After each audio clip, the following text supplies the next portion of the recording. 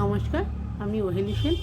আমি আপনাদের সঙ্গে সেলসের ব্যাপারে টিপস অ্যান্ড ট্রিক্স শেয়ার করতে এসেছি। আমি লাস্ট যে কথাটা নিয়ে ডিসকাস করছিলাম যে কি করে আমাদের ড্রেস, আমাদের আচার আচরণ, কথাবার্তায় আমরা এমন কিছু করব না যাতে আমরা আমাদের কাস্টমারদের থেকে দূরে চলে যাই, এলিয়েনেট হয়ে যাই। আমি তো ড্রেস নিয়ে বলেছি, ড্রেস নিয়ে লাস্ট কটা ভিডিও বলেছি। এবার আমি একটা জিনিস বলি যেটা আমি নিজে নোটিস করেছি। সেটা হচ্ছে যে অনেক জায়গায় অনেক বড় বড় ব্র্যান্ডে, অনেক বড় বড় ফুড জয়েন্টে কথাবার্তা ইংলিশে হয়। দেখবেন যারা সার্ভ করছেন বা যারা অর্ডার নিচ্ছেন তারা ইংলিশে কথা বলেন, যদিও সেগুলি ইন্টারন্যাশনাল ব্র্যান্ড। কিন্তু ইংলিশে কেন কথা বলতে হবে এর জাস্টিফিকেশান কিন্তু আমি খুঁজে পাইনি, এর কোনো যৌক্তিকতা আমি খুঁজে পাইনি। যত এটা ইন্টারন্যাশনাল ব্র্যান্ড হোক, তারা যেখানে সার্ভ করছেন, যেখানে তারা বিজনেস করছেন, তারা যেখানে ক্যাটার করছেন, তাদের আমার মনে হয় তাদের উচিত সেইখানকার রিজিওনাল ল্যাঙ্গুয়েজে কথা বলা।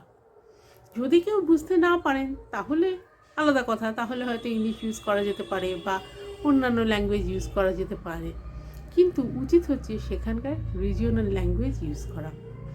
দেখুন, আমি অনেক জায়গায় দেখেছি, আমি চোখের সামনে বহুবার দেখেছি কেএফসিতে লোকে অর্ডার করতে ইতস্তত বোধ করছে। হয়তো এরকম হয়েছে, হয়তো না, মানে আমি শুনেছি, নিজের কানে শোনা আমার। সাউথ সিটিতে ফুড কোর্টে বসে আছি, আমি শুনছি যে হাজব্যান্ড ওয়াইফকে বলছেন, ওয়াইফ হাজব্যান্ডকে বলছেন যে যাও অর্ডারটা তুমি দিয়ে এসো, কেননা ওখানে অর্ডারটা ইংলিশে দিতে হয়, যেটা তাদের জন্যই সুবিধাজনক নয়। এবার দেখুন, ওনারা তো ইংলিশে কথা বলতে হয়তো দ্বিধাবোধ করছেন বা কোনো অসুবিধে থাকতে পারে, কিন্তু তা বলে কি ওনারা খাবারটা খাবেন না? ওনারা কি কেএফসি থেকে কিনে খাবেন না? ওনাদের তো 100% রাইট রয়েছে। ওনারা যখন টাকাটা দিচ্ছেন, নিজেরা পে করছেন, ওনাদের কেএফসি থেকে কিনে খাওয়ার রাইট রয়েছে। কিন্তু যেহেতু ওনারা ইংলিশে কথা বলতে স্বাচ্ছন্দ্য বোধ করছেন না, ওনারা কিন্তু সেই জন্যে কেএফসিতে যেতেও স্বাচ্ছন্দ্য বোধ করছেন না। তাহলে এরকম যদি হয়, সেটা কি বিজনেসের লস নয়? তাহলে এই যে ইংলিশে কথা বলছেন ওনারা, ইংলিশে ক্যাটার করছেন যারা ওখানে আছে সেলস পার্সনরা, তাদের লাভটা কী হচ্ছে, প্রফিটটা কী হচ্ছে? এটা একটা স্টাইল বা একটা স্ট্যান্ডার্ড শো করা ছাড়া আলটিমেটলি কি কোনো প্রফিট হচ্ছে? এটা ভেবে দেখুন তো। এই কথাটা কিন্তু মনে রাখতে হবে, এই কথাটা মনে রাখাটা খুবই প্রয়োজন।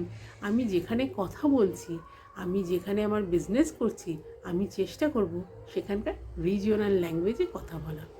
এই ব্যাপারে আমি আরও কটা এক্সাম্পল দেব, ব্যাপারটা আরও ক্লিয়ার করবার জন্যে আরও কটা ইলাস্ট্রেশন প্রোভাইড করব। আজকে এই পর্যন্ত এই ভিডিওতে। Thank you.